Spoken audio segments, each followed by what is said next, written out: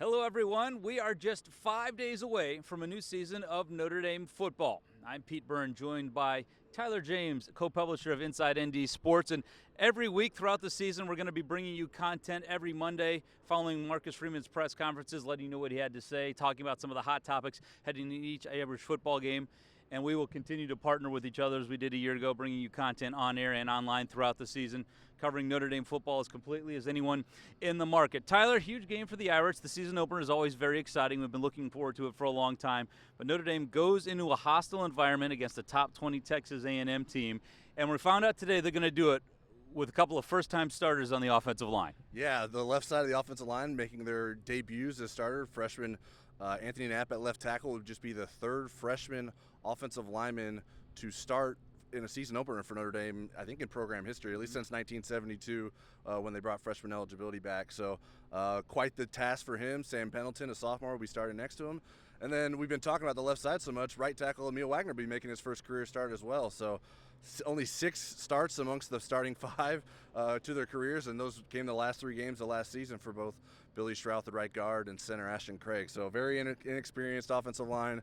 Obviously, the coaching staff has a lot of faith in their talent and their ability, and that is won out over some of the more experienced guys on Notre Dame's offensive line. They're going to be going up against a very talented defensive line, and Marcus Freeman was quick to point out, well, they go against our D-line every day, and our Right. D-line is pretty good too. So there's that, but they're also going into a loud, hostile environment. And I think sometimes just communication, snap count, things like that, those are among the most important and sometimes overlooked potential problems in a game like this. Yeah, I mean, we even saw in some of the practices some guys jumping off sides when there's not much crowd noise. So you got to be on the same page with that. That's a big thing with the offensive line. That's maybe a bigger concern given how much moving around they've done with this offensive line, that they don't have that chemistry as a unit that started preseason camp and has gone through everything together. But we'll see how they do that. And obviously it's affects more than just the offensive line too. The receivers, the running backs, quarterback Riley Leonard especially, make sure he gets the signals out to everyone. So a lot of moving pieces on this offense going into a hostile environment against a talented defense, and Mike Elko as a head coach who has plenty of defensive experience. So it'll definitely be a test, and we'll get a sense of what this offense is, and then maybe a sense of what it will become as the season goes along. And that's the dangerous part of it. I guess the other side of the coin is that you've got pretty 2 experienced guys sitting behind them. Should, for whatever reason, they not quite be up to the task in that environment, it's not like there are other freshmen that aren't as good behind them. Yeah, the offensive line does have depth now in terms of guys that have played. When you talk about Pat Coogan and Rocco Spindler, guys that were the starting left and right guards for most of last season. Coogan started the whole season. Spindler only missed the last 3 because of injury. Tosh Baker obviously has been here a while. He's a graduate student. So some guys that can help those guys along. You hope that those guys have taken the competition losses well and are still helping them as leaders, and that should be very valuable. And yeah, I think as guys coming off the bench, maybe they can acclimate to that. If they're thrown in that situation, maybe they're better than a young guy can. And even if they do handle it well, one thing that we should talk about is the fact that it's going to be really hot down there. And as a precursor, it's hot here in South Bend this week, which Marcus Freeman is very glad about because he says it's going to give his guys a chance to acclimate. They've talked about it, they've practiced it, now they actually get to feel it. Yeah, as you can tell from our glistening foreheads, it's a bit hot here today at South Bend. He said he thinks Tuesday night when they're practicing, it'll be probably hotter than it will be Saturday night in College Station when Notre Dame plays at Texas A&M. So a sort of a last-minute test of how they can hold up against the heat.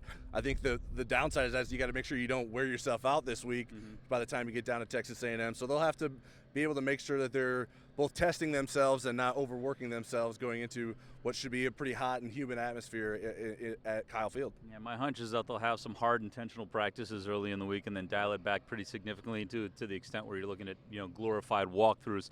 I'm going to ask you a question that I asked Marcus Freeman. He didn't really take the bait on this, but you're going into you're on prime time. You're the college game day game on week 1. Right. You're Notre Dame. You're taking on a top 20 team. You're going into one of the loudest stadiums in the country. To me, this feels like a huge tone setter for the season as this team looks to lock up not only a playoff spot, but I think ideally you'd like to be in that top 8 and host a playoff game in this stadium in December. So from your standpoint, how big of a game is this for Notre Dame as a tone setter for the season? Yeah, I think it is a huge game for Notre Dame. Obviously, a win on the road at an SEC program is always valuable on a resume, right? And this team has college football playoff expectations, and to get that coming out of the gate will be very valuable. Can you bounce back from that and still get into the playoff? Yes, but it is going to hurt your resume to either get in or have a higher seed. So to have that under your belt, especially when you have a team with so many new pieces on the offense that maybe if you get this win, you buy yourself the ability to maybe trip up somewhere else down the season and not have it be as consequential. So yeah, I think this is a huge tone setter for Notre Dame and an opportunity to really show what they put together this offseason and maybe take advantage of Texas A&M being in a situation where they're putting a lot of pieces together this offseason as well, even if they're playing at home, even if they're maybe pretty good all the time in Kyle Field. I would add to the fact that there may not be another opportunity like this the rest of the way this year. There are certainly other good games. We know about Florida State. USC will always be difficult. Georgia Tech proved to be very talented this week. But road games at ranked SEC opponents, unless you're in the SEC, you don't get a lot of cracks at those. Yeah, no, you don't. And even the Georgia Tech game's in Atlanta, but it's at the Falcons Stadium, so they won't have a true road game that is as challenging as this one. So to be able to show that medal in a situation like this is that huge opportunity that you probably can't make up later in the season. Certainly, you could pick up enough wins to get back into the playoff, but especially if you want to be a team that has confidence that it can win playoff games, being able to go on the road, because you may have to go on the road for a playoff game to do this against Texas A&M would be a huge thing to have in Notre Dame's back pocket. We've got a few more days to digest this game and dissect the matchup. Notre Dame kicks off against Texas A&M 7:30 at night in College Station. We're going to have more coverage for you all week, both at WSBT and WSBT.com. Tyler and Eric will have lots more on Inside ND Sports, leading you up to, during, and then certainly following the game. So, Tyler, thanks for your time today. We'll see you down in Texas, and we'll see you next week. All right, we'll see if it's hotter down there than it is here. Let's hope not, but it probably will. Thanks for watching.